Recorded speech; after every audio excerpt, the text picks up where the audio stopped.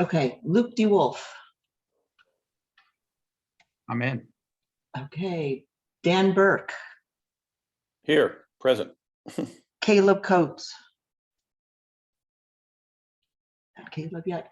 Sarah Crawford. Here. Ernie Derrera. Ernie may be a few minutes late. They got some kind of fire drill or some lockdown drill or something. Okay, Wendy Dunaway. Here. Tony Exum. Good morning. Jim Flanagan. Present. Robert Frammel. Here. Alex Halpern. Here. Nick Kosevich.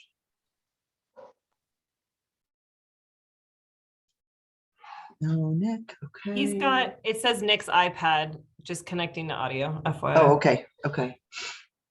Alfie Lotrich. There's Alfie. Here. Emma Martinez. Don Steiner. Ready to roll. Travis Steiner. I'm here. Gabe Trujillo. Hold on, there's Gabe right now, letting him in. Maybe, hold on a sec. Okay. And Ryan West. I saw Ryan. Okay. CHSAA staff. I'm here. Sorry. Oh, you're good. Rhonda Blanford Green. Here. Tom Robinson. Here. Adam Bright. Here. Bethany Brookins. Here. Rashawn Davis.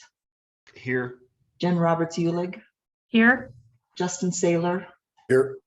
And Brad is joining right now. He's having some computer issues, but he is logging in.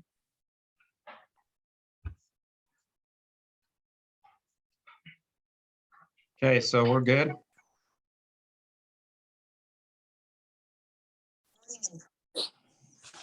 All good. All right, thank you, Kathy. Moving on to President's Welcome and Report 2.0. Just a quick thing for me. I got just this quick little excerpt from actually one of our assistant basketball coaches, who's a retired guy who was a player's rep in the major leagues for a long time, and he has a good way of just kind of sending stuff that I think is pertinent and always good and good leadership stuff. This is by John Gordon. I don't know if you've ever read The Energy Bus or some of the works that John has. He's pretty awesome. He also spoke at the CATA conference a couple of years ago, but I think this is kind of pertinent. When I read this, I was like, man, that's not only good for me personally, but I think professionally it's good. And also as we enter into some of the work that we need to do as a board, I think this is good. So I'll read it just real quick. It says, I believe every one of us has a desire to accomplish great things, to do something meaningful, to have an impact.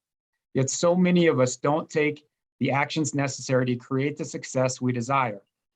Then there are others who are very busy taking actions, but the actions have nothing to do with their version of their goals.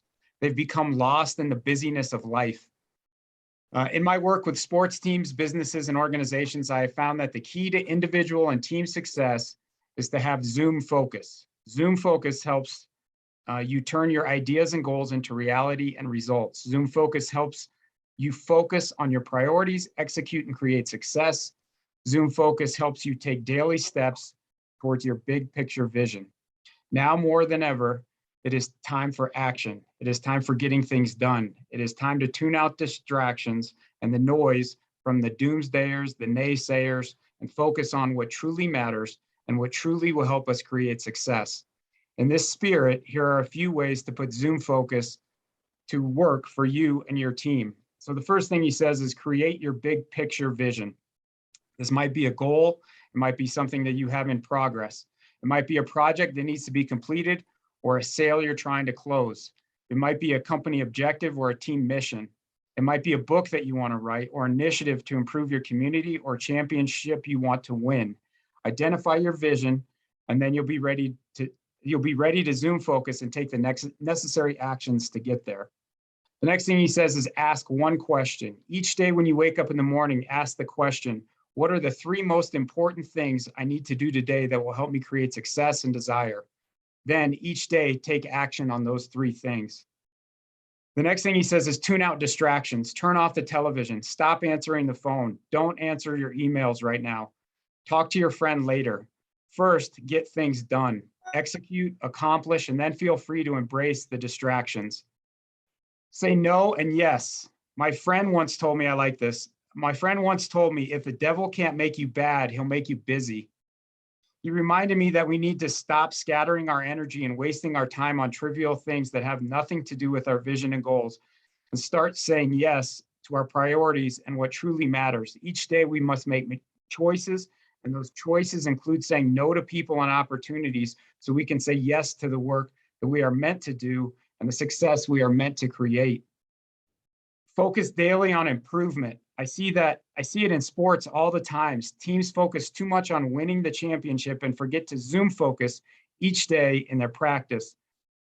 They're outcome focused, not process focused. The key is to focus on improving each day to take the necessary action steps.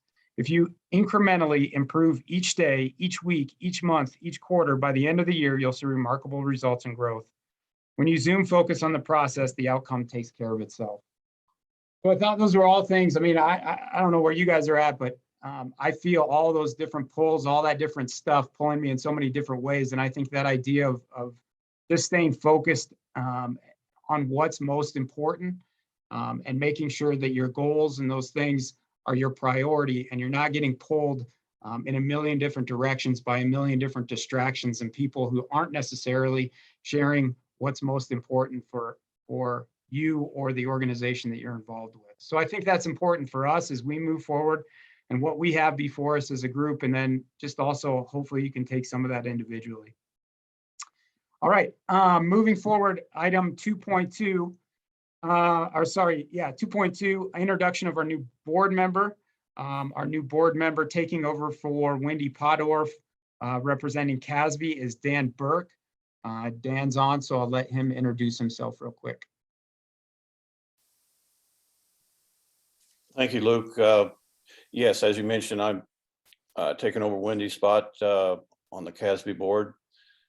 Just a little bit about me real quickly. I'm a retired educator, 35 years out of Delta County School District. Started in a rural town in Kansas. That's where I grew up, in Southeast Kansas. Moved out to Colorado, got married in June of 1982, moved out to Colorado in 82 to Delta County.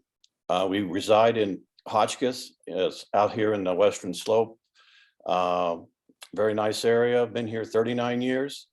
I've had a lot of different things in my 35 years. I obviously was a teacher, athletic coach, both boys and girls basketball. I was an athletic director, high school principal, and a district administrator for a number of years. Also, I have a little bit of experience back in the 90s. I was on the state basketball committee at CHSAA with Ray Plutko, and I also was with Bob Ottewell for some time, and then with Bill Reeder. So I've had some experience with them, really good experience. In my retirement, we like to travel a lot. My wife and I out in the US and outside the US. And then my wife is the hiker, I'm the biker, cyclist. She's a mountain goat, I'm just kind of on the road.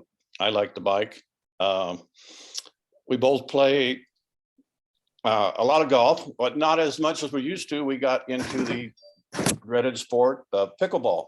We play a lot of pickleball in mixed doubles and various tournaments. And I'm happy to say we're still married. But as you can imagine, but we have a lot of fun. I'm looking forward to serving on the board and hope to carry on that strong tradition of seeking excellence in academics, activities, and athletics, and look forward to seeing all of you in February in person. Thank you. Great, thank you, Dan. Welcome. We're glad to have you. Moving on, let's see here. Continuing with 2.2, just the president's report. Basically, things that I've seen the last little bit or feedback that I've gotten.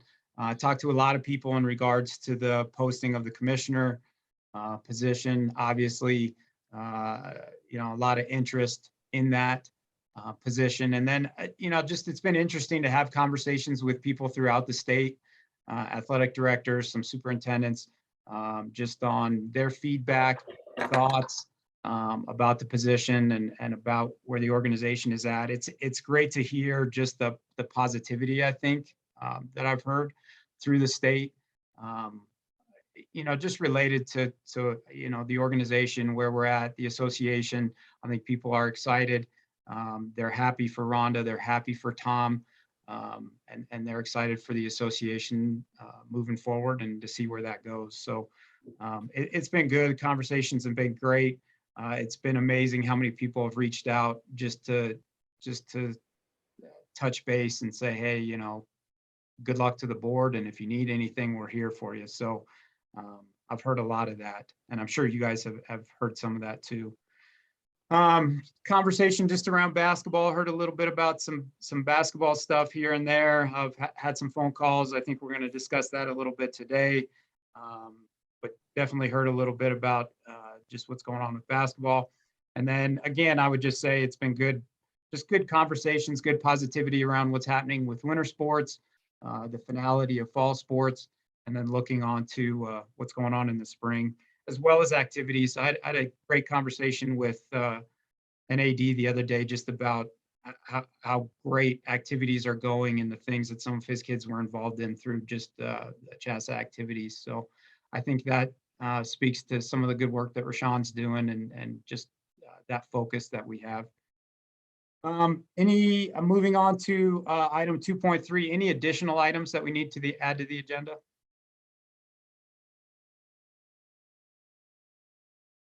All right, seeing none, we can move on to item 3.0, approval of minutes and probation and restriction review.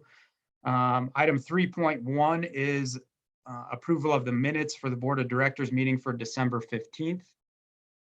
We'll need a motion to approve those minutes. So moved, Luke. Okay, Travis, second. makes the motion. Caleb. Is that Caleb? Caleb seconds. Yep. Caleb seconds. Any further discussion? I think I can see everybody. If you can give me just a thumbs up, do you approve that? Looks good. Anyone opposed? Okay, so we'll approve those minutes, item 3.1. Moving on to item 3.2, probation removal approval. That can be found in your packet. We'll need a motion to go ahead and approve those probation removal items. I'll move. I'll second. Motion by Robert, second by Ryan. Any further discussion on that? I'm not seeing the packet. Did Rhonda or Kathy send it out? Yes. Rhonda resent it last night and Kathy sent it a couple of days ago.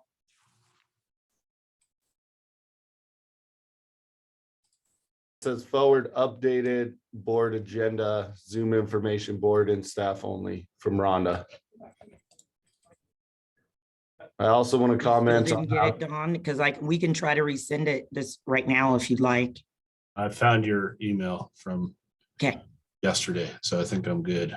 I also want to comment on how nice Caleb looks for the appeal that he doesn't have his jacket on. Would also like to comment. Thank you for noticing. Appreciate that. Okay, any other further conversation there on 3.2? All those in favor? Thumbs up. Anyone opposed? Okay, we'll go ahead and approve those probation removal items. With that, we'll move on to item 4.0, Commissioner's Report. Yes, Rhonda? good morning. I'm sorry, I'm going to read to you on a couple of things because didn't know Luke was going to talk about being Zoom focused, but for me, just a lot of things going on. And I just want to make sure that I'm respectful and I'm not all over the place on a couple of my agenda items today. So first of all, welcome, Dan. We've had the opportunity to connect on a couple of items, and Kathy has just been taking care of Dan. So welcome, and your introduction speaks for another area that has been a concern and representation on our board. So we are pleased to have you as a part of the CHSAA team. Ryan, per your suggestion, I had a virtual meet and greet and information Q&A with our CASA and CASB Legislative Council members yesterday. And it was very positive in terms of just going through what their duties would be throughout the year and really just connecting them with CHSAA. And I think our Legislative Council members that aren't in our member schools often feel disconnected. So wanted to give you kudos because that was your suggestion, and it was very, very positive yesterday.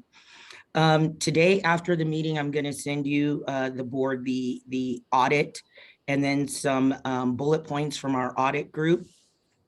Sarah and I met on Saturday. We actually worked in the office Saturday. This is prior to her really agreeing to take the position. She was helping me out to get some federal and state things that we needed to have printed as well as submitted to finish our audit.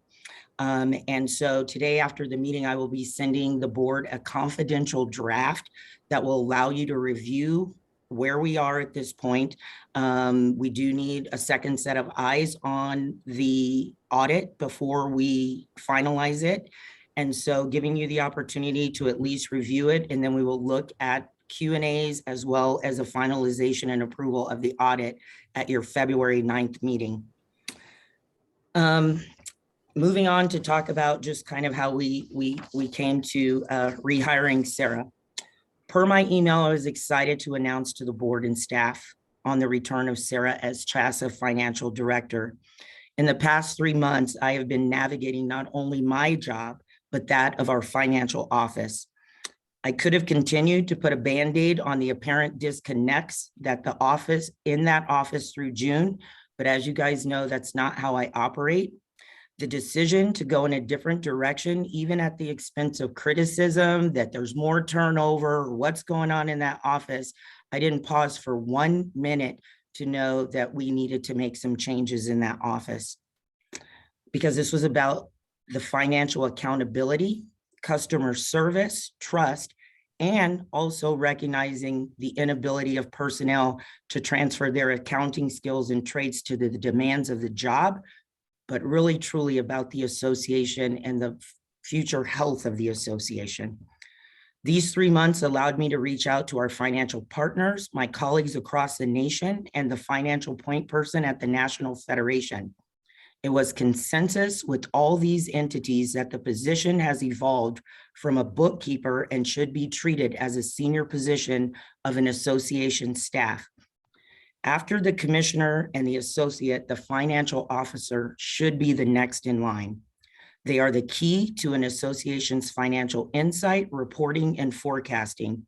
They are responsible for keeping up with industry trends and ensuring that the association is up to date and has working knowledge of new laws, regulations, and nonprofit compliance standards.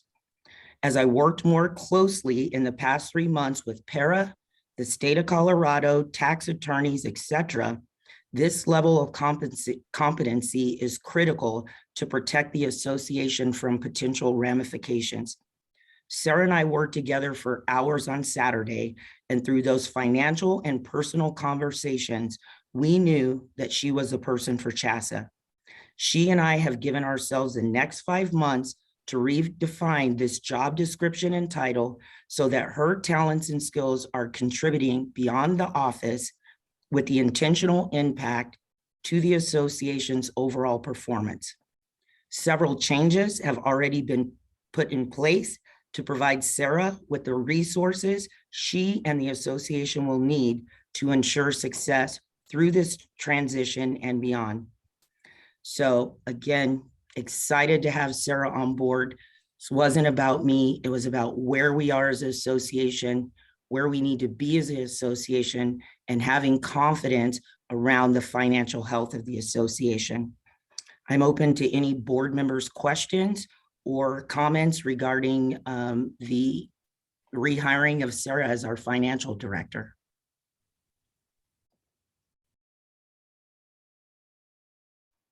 Ron, I'd just comment that thank you for acting so quickly on this and realizing that this was a huge area of need and something that needed to be acted on quickly for the in the best interest of the organization. And there's no question that Sarah is extremely talented in this position, and look forward to seeing how that role evolves to best meet her need, or to best meet the association needs moving forward.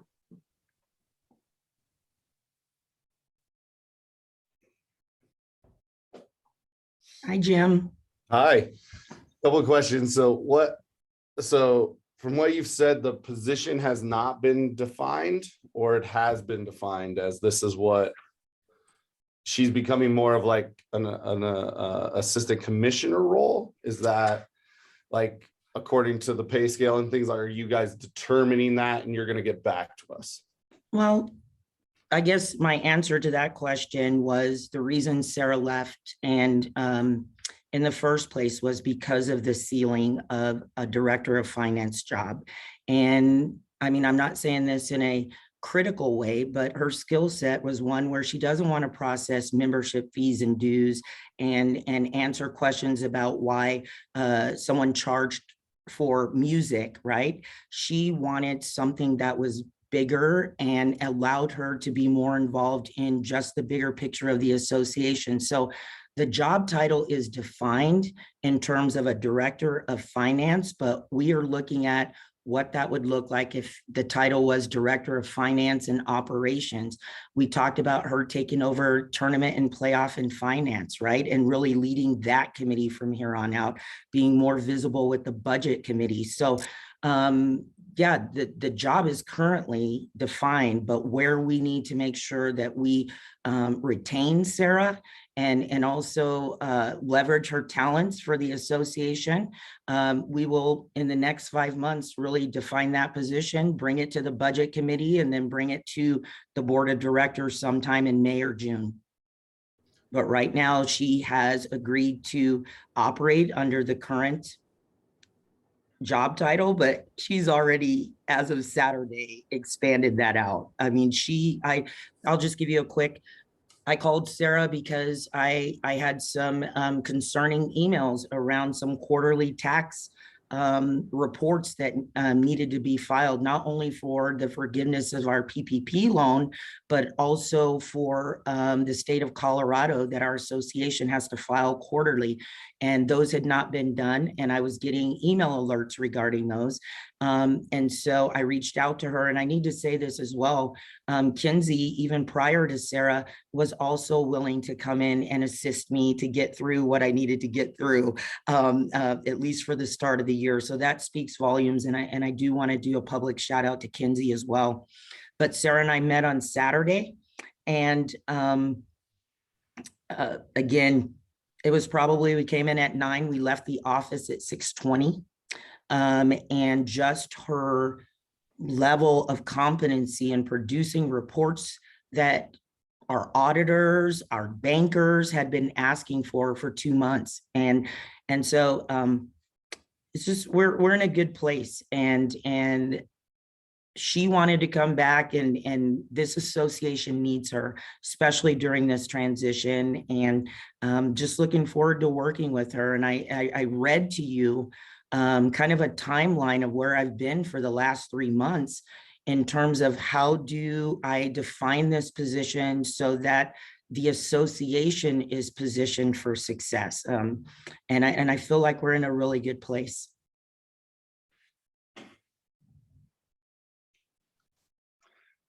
I'll say getting Sarah back is a huge win. I think it's great that she's back in the fold. So, and I know it sounds like there's a lot of transition, and it probably feels a little uncomfortable flying the plane while we build it of sorts, but I think this is great that we're kind of acknowledging how this role has been evolving over the last 4 years that I've been around anyway. And so I think the end product will be great, not just for retaining Sarah, but when she retires from CHSAA in 25 years from now, it makes the job more attractive to even higher qualified candidates as if we ever have to open it up again. And so I think it's interested to see what the final product is for the final description and title, moving beyond just director of finance and operations and where that ends up. But I think this is overall a good move. So kudos. Yes. And And welcome back, Sarah, even though she's not on the Zoom call, I don't think. But thanks, Caleb. She wrote or sent me a text message last night because I shared with her what I was going to read to the board today. And she said, you know what, Rhonda, the commissioner's job is huge, whether that's for you or the person that's going to sit in the chair. And the person who sits in this chair has to have confidence and trust in the person who's dealing with the overall financial picture of the association, whether that's day to day or whether that's dealing with federal and state. And she says, and that's what I bring to the table. And you don't realize that until for 3 months you're wearing dual hats, right? And you're not entrenched in those things. So there's been a lot of anxiety. And I'm telling you, and I'll say this one more time, I could have cared less about the criticism or why is there turnover. That decision was going to be made. And it's like you either put a Band-Aid on it or you make that decision, you move in the direction and you do it on behalf of the association. So it was done. I think everybody on my staff, if you want to just shake your heads, yes, to show the board, it was almost like we needed that internally as well to move in a new direction. The trust level just wasn't there. So with that said, I won't belabor the point, but we, as an association, it's a win. And for Sarah, it's a win. She missed the office. She said, Rhonda, nobody's going to have chili cook-offs. And I miss a lot of the internal things that happen within the CHSAA staff. And so this is a win-win for the association, our staff, as well as Sarah. Next bullet point, Kathy and I provided the board with, I say this humbly, with a visually improved timeline because I think there is some anxiety out there of what this looks like. So I went back and Alex actually provided me with the timeline from the previous commissioner hire. And so we put that together for you in a kind of like a graph in I said visually improved way for you to review that and look at that. But at this time, I am going to pivot and pass the baton to Luke because I think anything that has to do with the commissioner's position should probably be discussed from him. So Luke, I will pass that over to you. All right, thanks, Rhonda. This is item 4.1.2 in your packet. So if you guys could look at that real quick, I mean, basically some of this has already taken place. The announcement of the position, it was posted on January 10th. That's been done and is still posted. The deadline for receipt of the application, the date that we decided on was February 11th. We do have a board meeting prior to that. We do have a board meeting. Our next board meeting is February 9th. So as we look at this and talk about this, just know that we will have another board meeting prior to that deadline that we actually even get applications.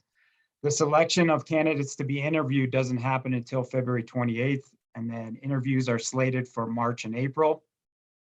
And then the announcement is at the April 21st Legislative Council meeting. There's some additional clarifications. So Alex basically is the one who's receiving all these applications. He will forward them to me and Kathy on February 14th. The screening subcommittee, this is what it consisted of last time. So when we look at screening candidates down to who we're actually going to interview, this is what they did last time. One board president, 4 board members who aren't involved in the, who aren't going to be involved in putting in an application.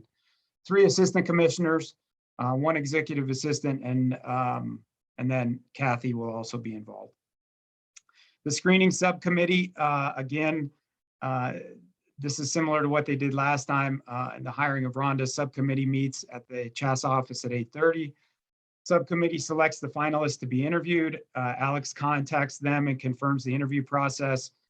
He updates the board of directors. And then an all school email goes out and it's posted on CHSAA now as to who those finalists would be. Finally, the board of director, CHSAA staff and commissioner timeline. Night prior to the interviews, all candidates meet with the board for a reception and dinner. And then interview day, each candidate will meet and interview with each of the following: administrators for 45 minutes, executive assistants for 45 minutes, and then board of directors for 45 minutes. After the interviews, each group will designate a person to report their preferred candidate to the board of directors. So again, understand that that process was used last time in the hiring of Rhonda. Prior to that, this process didn't exist because it was all internal candidates who had come through the process. So it wasn't opened up. Last time in the hiring of Rhonda was the first time that this position was open, and wasn't just an internal position. So with that, any questions or discussion that we want to have? And again, knowing that we don't have to make hard decisions today. We have another board meeting on February 9th. I think one thing I want to make sure of too is that on that February 9th meeting, and Rhonda and I talked about this, is making sure in our agenda that we have some time to workshop a little bit about what we really think is important in identifying what this board really thinks is important moving forward. What are the values and goals? What are the things that we want to see in this next commissioner that we appoint? Also, I just want to preface a little bit. In our bylaws, 810.8 reads the board of directors. Oh, sorry. Make sure that's the right one. Sorry, 810.9, appointment of the commissioner. The board of directors shall appoint the commissioner. That's what it says in there. The commissioner hires the associate commissioners, assistant commissioners, and other salaried employees as deemed necessary and proper, and shall fix their salaries. 810.91, the board of directors authorizes the commissioner as its representative to determine eligibility, interpret CHSAA bylaws, impose and enforce penalties. The board of directors requirements of the commissioner are delineated in various other bylaws. Further duties charged the commissioner are also noted in 820.7. So as we get into this, it's important for us to make sure that we know this is a board decision. We're the ones who appoint this person as outlined in the bylaws. Okay, with that, I'll open it up to you guys.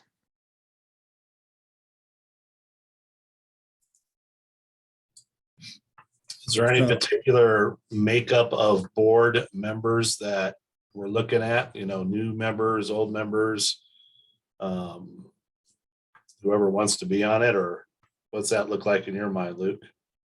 For which part, Don? The 4 board members that are on the screening committee. Yeah, I mean, to me, that's for current board members who are currently on this board. Who they are, I don't know if it's, yeah, are you talking about where in their term, kind of? Exactly. Or who they represent?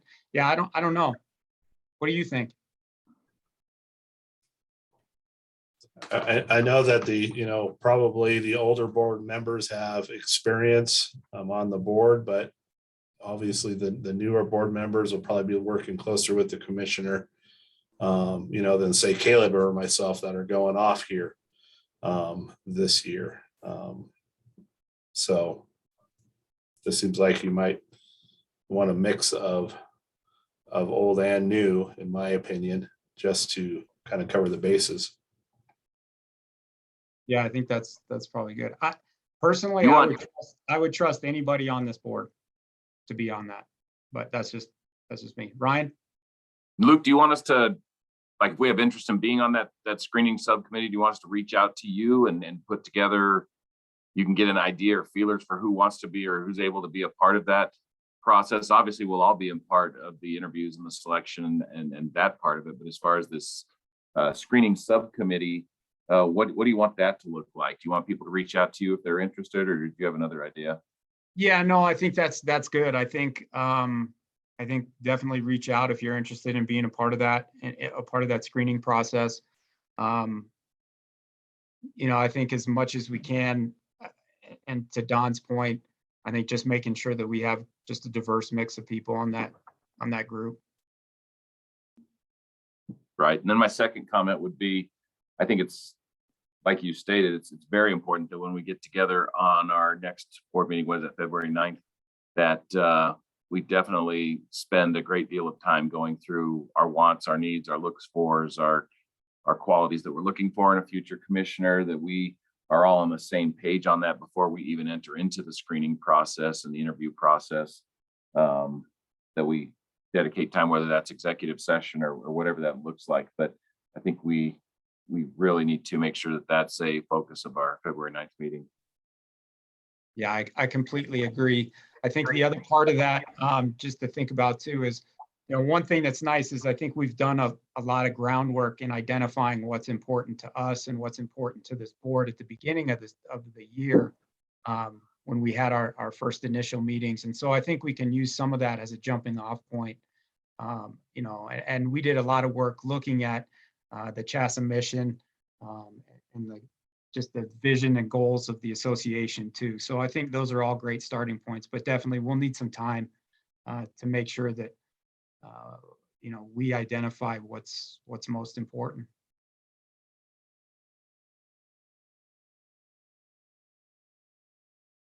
Robert, I think Robert's talking, but I think you're muted, Robert. Hey, there we go. Sorry about that. Evidently the clicker doesn't work all the time.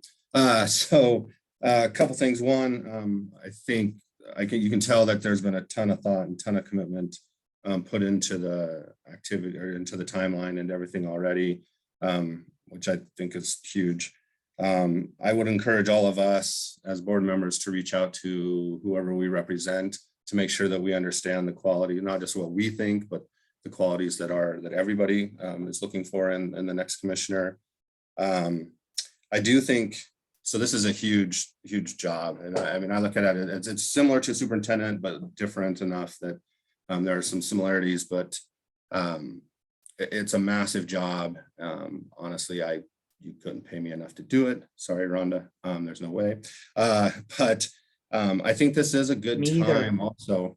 Yeah, I think this is a good time for to look at, and I think that the process has already started as far as like looking at the job description, like you guys have mentioned, but also like, is this a time where maybe a restructure might be appropriate? And maybe not, but I think it's a good time for us all to discuss it. And this will all be on February 9th, I'm sure. Because I looked through it, I have a lot of thoughts, like I know, like when I interviewed to be a superintendent, there was like a student group and a parent group and all those kind of things, right? And so I think Luke hit it on the head that as a board, it is our job, our responsibility to appoint the person. I think getting intel and getting information is valuable, but I think also everybody needs to understand that it is the board that makes the final decision. And so I think that's super important, but I think there are some possibilities of maybe like an AD group or a superintendent group or whatever to be part of that process. Because I know, like I said, when I interviewed like in Fleming, I mean, that was like an all-day process because there was so many different, different groups and whatever. And all they did was tell the board, hey, here's what we think, here's some pros and cons, and then the board made the decision. But so I think something similar to that is something we need to talk about on February 9th. And also, like I said, I think to reiterate a little bit, I think this could be a time, and again, we talked about it on February 9th it could be a time to restructure and like, let's make sure that we're using everybody's skills in the best possible way.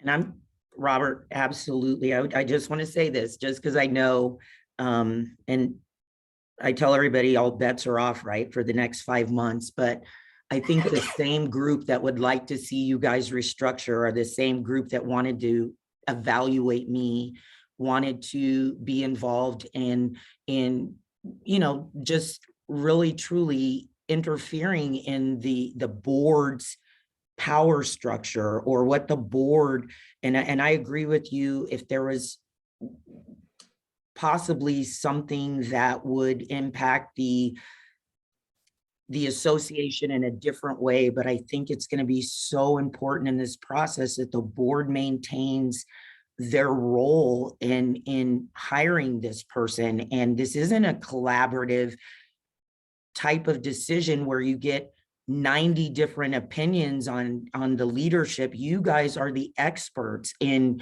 who sits in this chair and the expectations you have for this position, because you work intimately with that person. And I know that there's this feeling out there that we should get everybody's opinion, but I think you're going to get caught up, because I've already started to see some things, right? And I'm already starting to hear some things.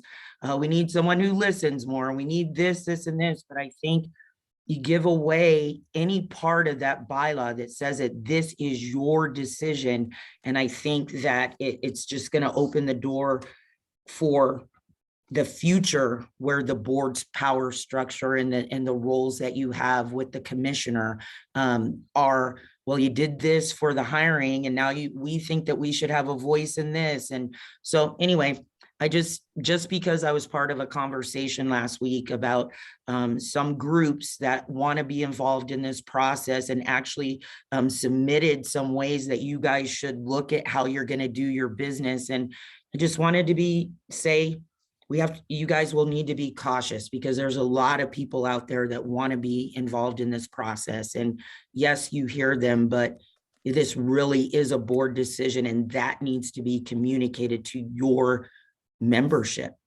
And so I'll just leave it at that, because I go back to that same group that no matter what the bylaws were, they wanted to evaluate and take away that opportunity, or that really truly job description of our board of directors, and be a part of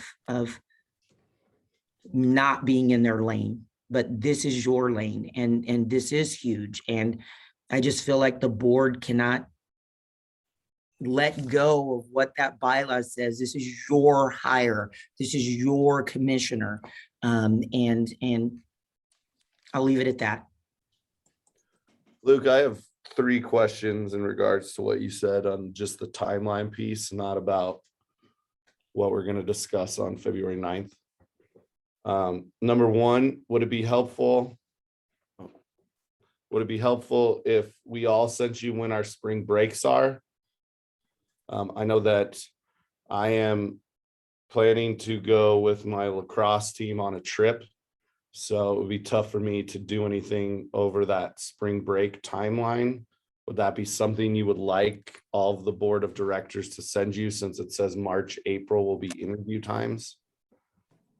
Yeah, definitely. And any other conflicts that you might have. Okay, Because I want to make sure that everybody has the opportunity to be a part of this process. so we should all plan on before February 9th, sending you any like an email with conflicts that we have or anything like that.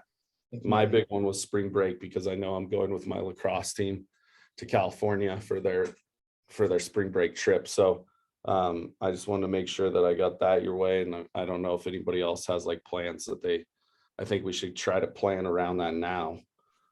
Secondly, in terms of posting, I met with one of my groups, and they said, and maybe this is a point for Brad, we were looking for the posting on the CHSAA website, and you can find it, but I think it was posted on the news section, which was on the top on the 10th. So you have to actually click to more stories, and you have to go about 4 pages down to find the posting. So I don't know if there's a way, Brad, we can make that a little bit easier for people to know, like, we are hiring a commissioner. And I know that the stories just recycle when you add all of the stuff that you do, so they go down. I think somewhere where that's a little bit more prevalent would be a good thing. I know that most people know, but that was something that one of the leagues pointed out to me, that they would like it to be a little more prevalent on the website. And then last thing, and maybe this is a question for Alex. Alex, the other thing that was said is that Kathy will be getting the applications.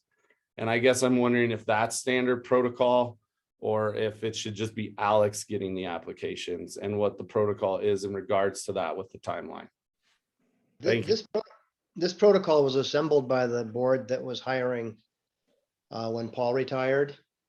And the idea was that, okay, applications would go to me because I'm not involved, I'm not a decision maker.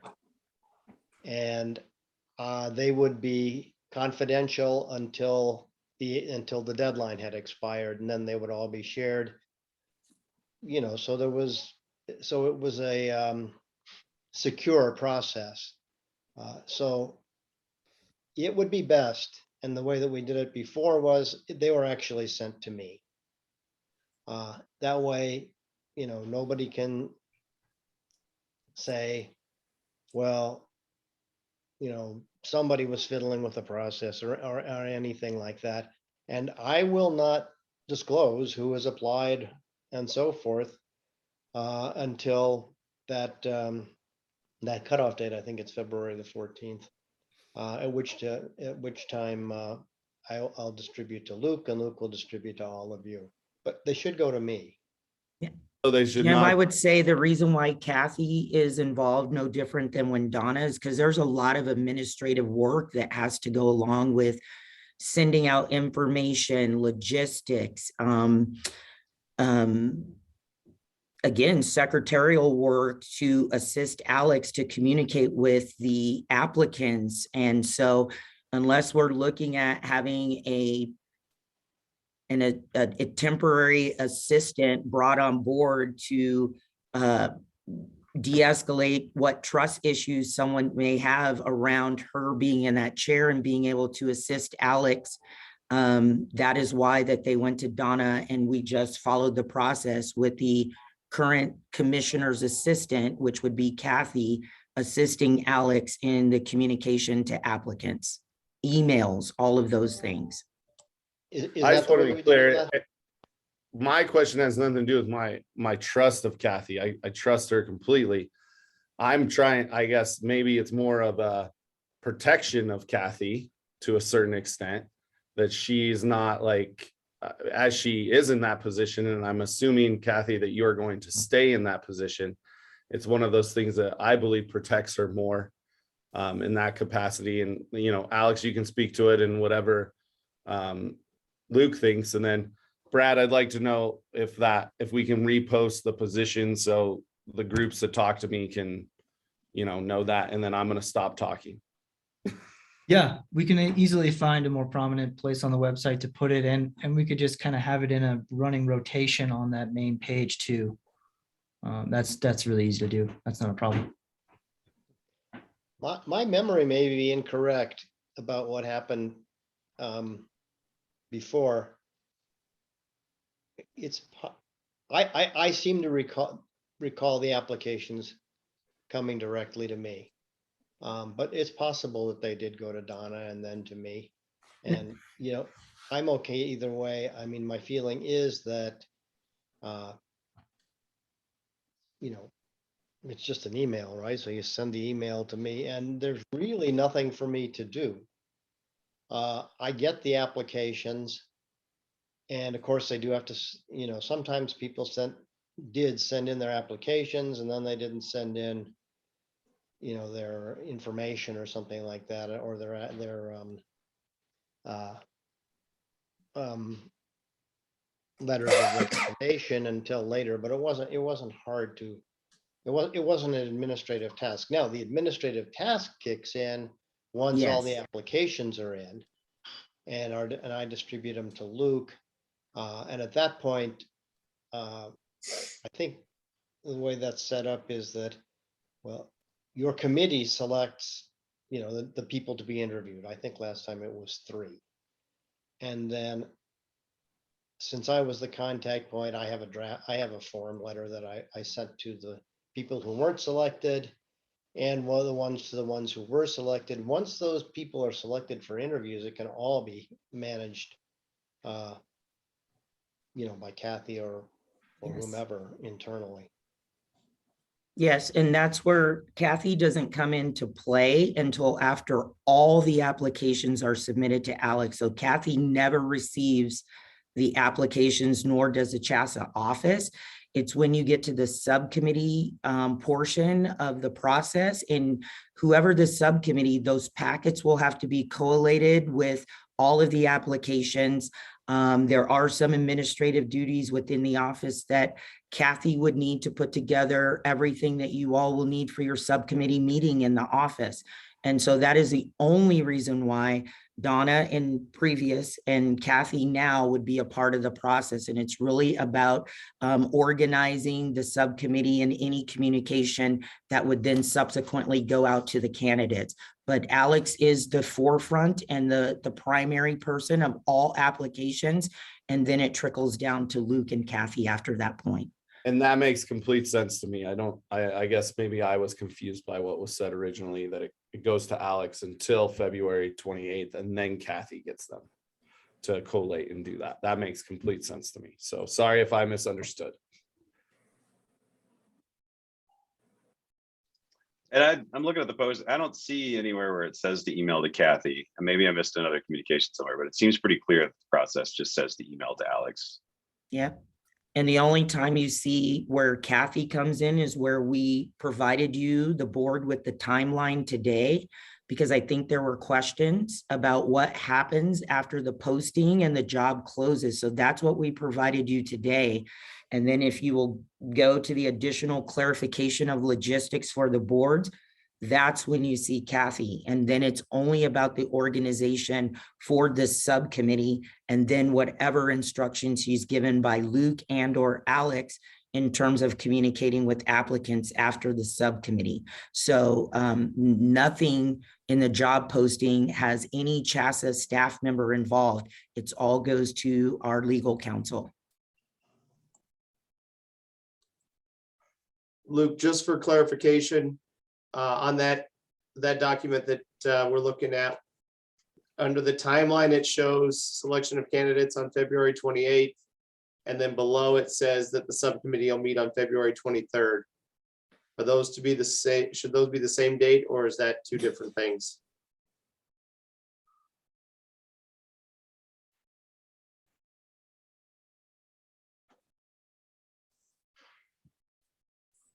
Sorry, I'm looking at it right now. I'm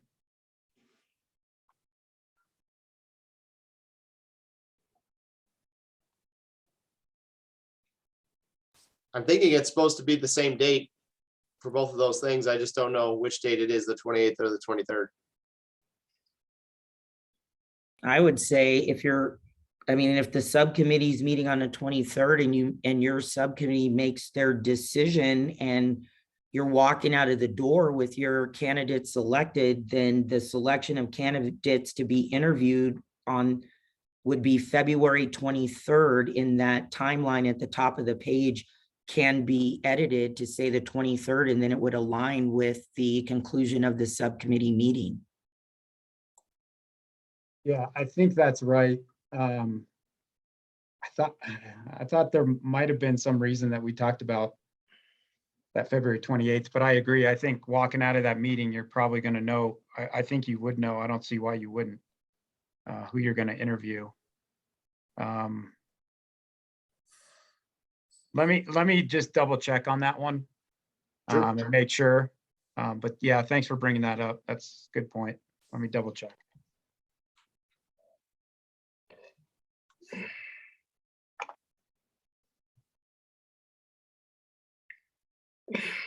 Anything else with this kind of before we move on, and just knowing that this is a starting point for us, and we can definitely have some more discussions. Let's see, I think I just got a message. Okay, yes. Kathy said that she would go ahead and get all your dates for spring breaks and any other issues that you guys have. So she'll reach out to you, and we'll get all that information and compile all that information and make sure everybody can participate in the process. I'll double check those dates, and we'll make sure that those match up. And then again, reach out if you have any additional thoughts to bring to our February 9th meeting in regards to this. And if there's other things that we need to look at or talk about, we can definitely do that. We'll have some workshop time again to be able to identify kind of our goals and where we're moving with this, and then also just iron out anything in the process that still needs to be done. Does that sound good? Okay, that's what we will do. Moving on, 4.1 1.3 board meeting, Hall of Fame, Legislative Council timeline. Yes, and the last thing I'll say it, I promise, Luke, I won't say anything else. You guys, I mean, people are reaching out. I trust this board, and you guys, that has to be our mantra out there for the people who are worried about where this is going and who's making the decisions is that the people on this screen are top quality people that will define what they want in their next leader. And our membership needs to hear that the trust is right here on this screen. And we have to say that to everybody else. We can't have people questioning that this group is wavering at all, or that they don't get what the membership needs, because they do. And so that is my mantra to everybody. I'm not worried about a thing. I trust the people on this screen, and they're going to put the best person in this chair. And no matter what other people think, we've got to stick together, and this board has to stand strong in this decision. So I'll leave it at that, and I'll be really quick, because you guys, we have a appeal coming up in about 2 minutes. So we need to probably run to the restroom and do what we need to do so that you guys will be ready for this. But two things I want to tell you. One is very exciting. I won't even be here, but we're working on it now, is getting you guys back to Vail in August. So Kathy and I are getting that meeting set up for you guys moving forward, and we'll keep giving you the updates on that. And then also know that we are still working on an in-person, you know, the virus is wreaking havoc. We don't even know if we can have our roundtable in person. I'm going to get some finality on that and get an email out to the membership. But right now we're looking at April 20th being our board of director meeting, with finally coming back to an in-person Hall of Fame, and then transitioning into our legislative council meeting. So finalizing all of those logistics, but know that you need to have on your calendar for April 2021. And that will be the big board of director meeting, where obviously the new commissioner and candidate will be a part of that meeting, and then Hall of Fame that night, and then the big legislative council meeting. So everybody's fighting for this to be in person. So I will leave it there, Luke. No additional on that. We had a lot of questions. Are we looking at that Hall of Fame? What does that look like? So I wanted to confirm that with the board. Okay, thank you. Let's take just a 5-minute break, and then we'll come back, we'll convene, and we'll go through this appeal process. So let's come back at 10:35. Go dust off that jacket, Flanagan. We'll see you here in 5.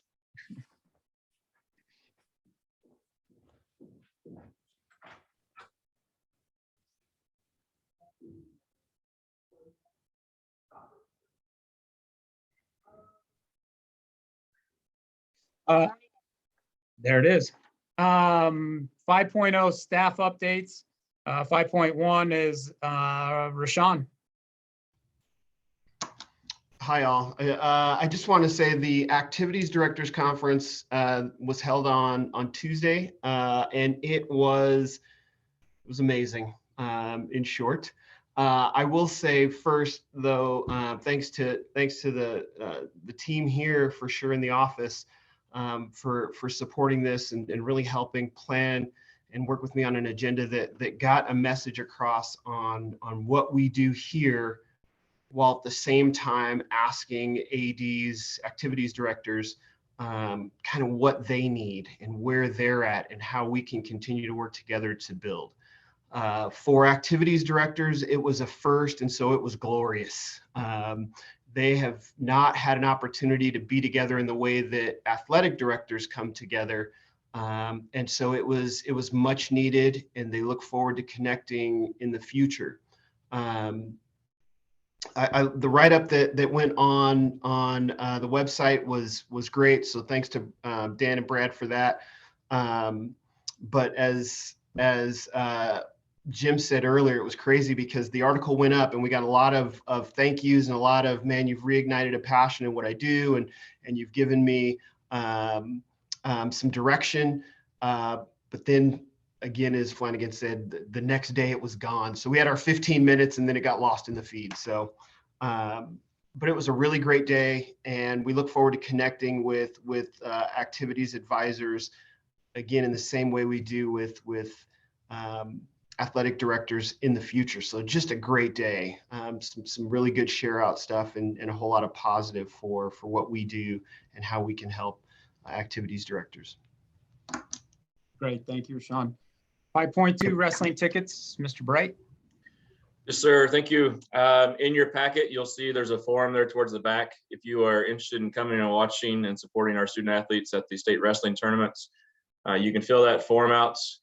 One of the things that it'll ask for is an email. There are no hard tickets. It'll be all via Ticketmaster, and we'll be emailing you things.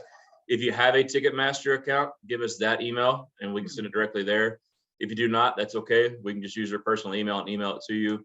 Again, tickets for session 1 through 5 will be general admission, and then reserved seats for session 6. And so once you send that over, Sam can get that all situated and send it directly to you on how many tickets you need per session.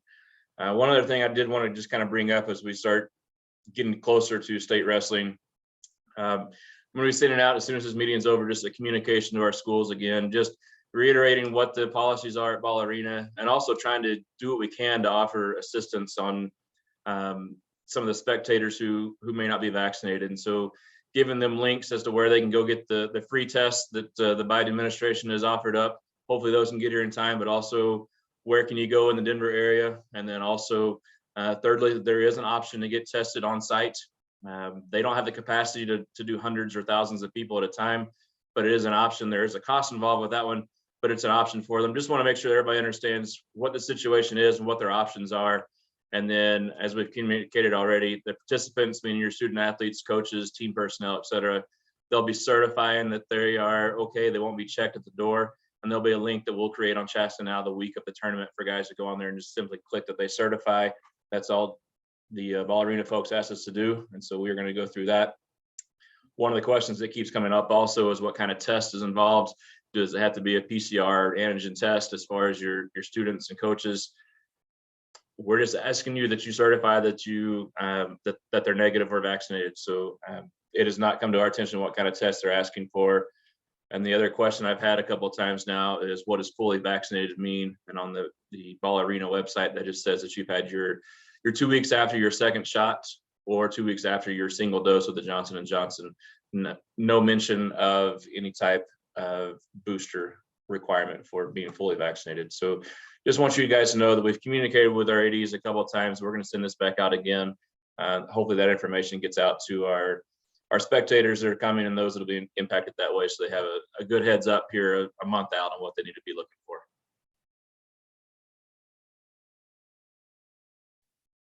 All right, great. Thank you. Anything else with that? Adam, we were at Ball Arena yesterday for a basketball game, and he's 100% correct that they fully vaccinated. His 2 shots are the one Johnson & Johnson. They've not asked for the booster. The one piece that we'll need to yesterday.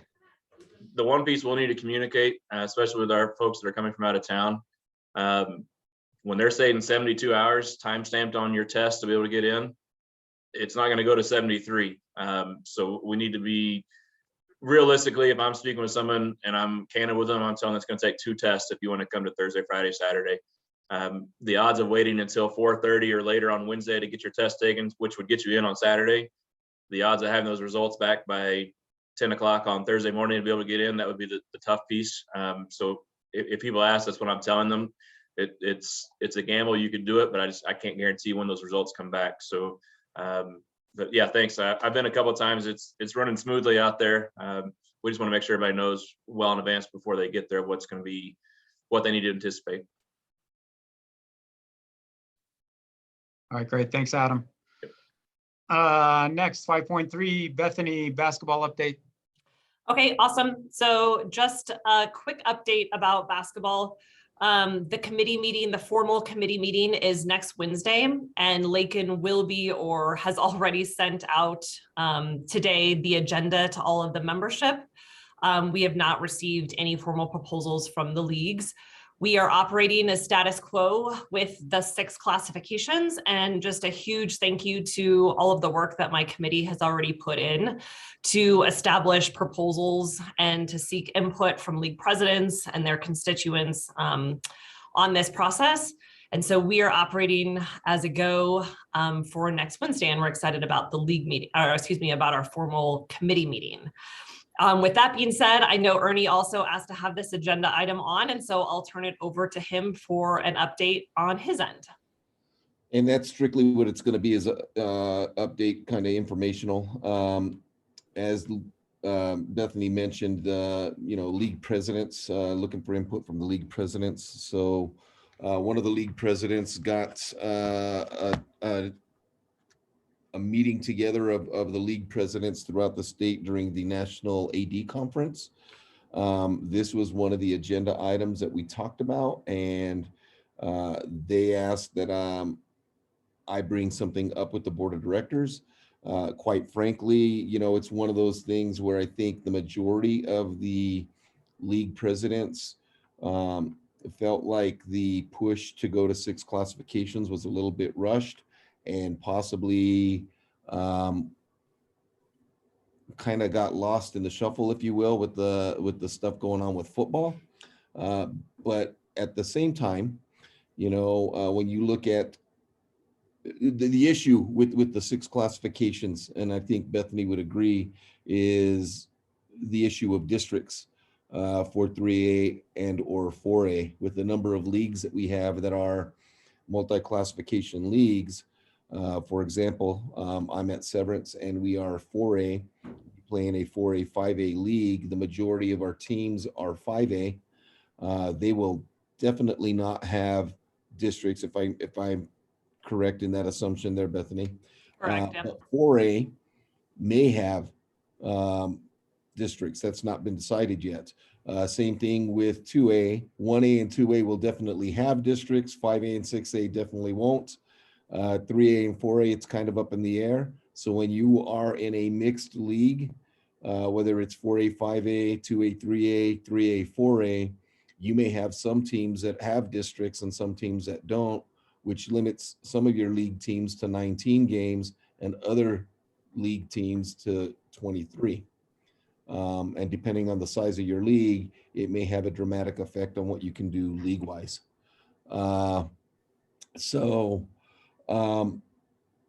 Just wanted to make you guys aware of it. We did talk about it. I told them that I'd bring it to the board of directors just to give you a kind of an idea, because if the board, and I am not advocating this, but if the board decided that they wanted to override legislative council action that created 6 classifications, we could. Again, I'm not advocating that one way or another. I think that if there's leagues that want to do this, they still have time to get that done to amend the committee reports. The issue that, again, that they wanted me to share was the piece of the districts, and the fact that when this came up at legislative council, it was either 1 or 2 votes difference from either passing or not passing.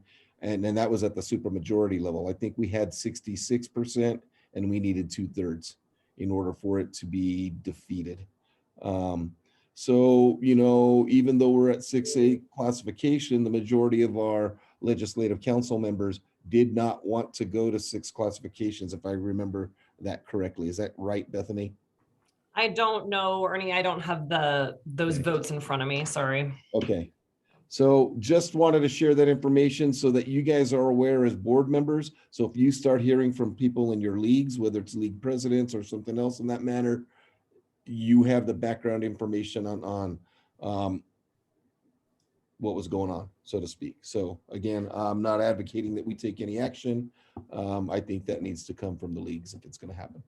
So I have a question. I mean, is there something that says you absolutely have to play every team in your league?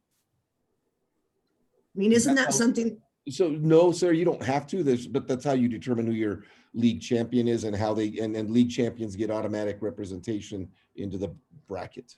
And for the future, those proposals that were sent out, that was one proposal that you use a league champion, but there were others that didn't have that.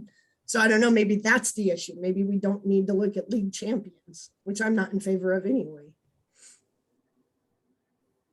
That's certainly a viewpoint, Sarah.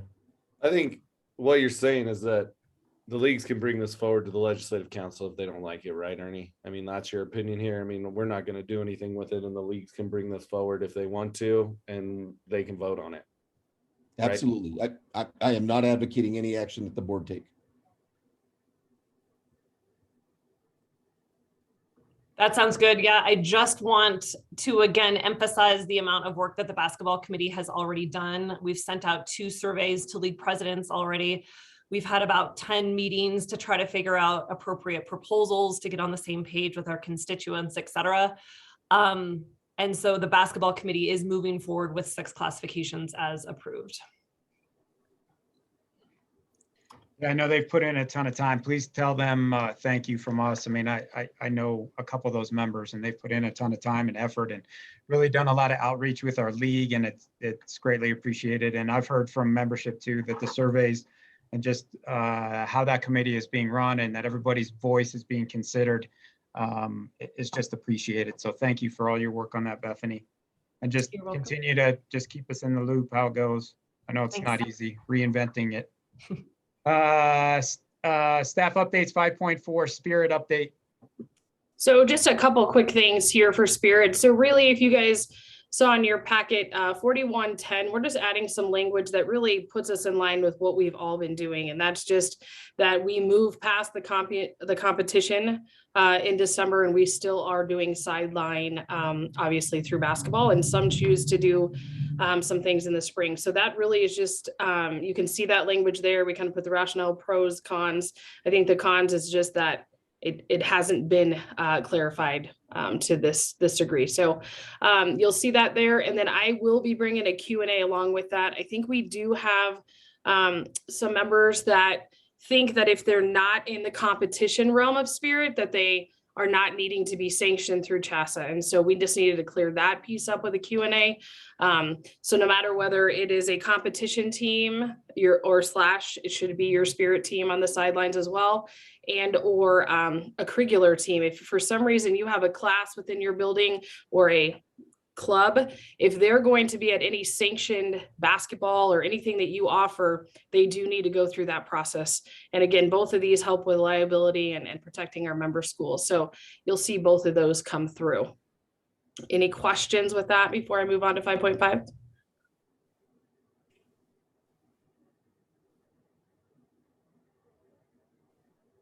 I good to go, President? Okay, 5.5, just new AD Connect. We started that this year. It's really been a way for us to stay connected with our new athletic directors. Kata is instrumental in that process. It was huge that as I took over new ADs that we get that mentorship, and I know it was very important for Kata to provide some of those services. And so it's been going very well. And we've added the component of new AD Connects. And so it's usually the first Wednesday of every month. We jump on at 9, invite a bunch of people, go through relative or relevant topics at that time. So we kind of broken it out in the first 90, the next 90, and the final 90 with 2 in-persons there. So just trying to stay connected. We've heard a lot of great things from the membership. We are recording those in case they can't be a part of them, and they are on the website under the new AD corner that we've created. But I just, welcome anybody who says, hey, I know within our district at league meets, or here's our league meetings, or here's what I've heard. If there's topics that we can help with any new ADs or anybody within your area, let us know. But those have been going very well. And thanks again to Kata for all their work. That's it for me. Great, thank you. Anything else for the greater good kind of before we adjourn? Just want to thank you guys again. I know, whether it's an appeal or just going through a normal board meeting by itself, sometimes it can be challenging, and there's always things that, I think push us. I think it's good. I love being a part of this group of people. And as Rhonda echoed and I talked about earlier, I just think and appreciate the fact that this board continues to have just the diversity of thought and within that, I think the thoughtfulness that it approaches, hard topics, hard decisions, but continues to just be mission and vision driven and orientated in how it approaches those things. And I just appreciate your input. I know the posting for the CHSAA commissioner position, I got a lot of input and just thoughts and just appreciated the time and effort that everybody continues to put into this association and their position in representing their constituents and the state as a whole. So again, thank you guys, appreciate it.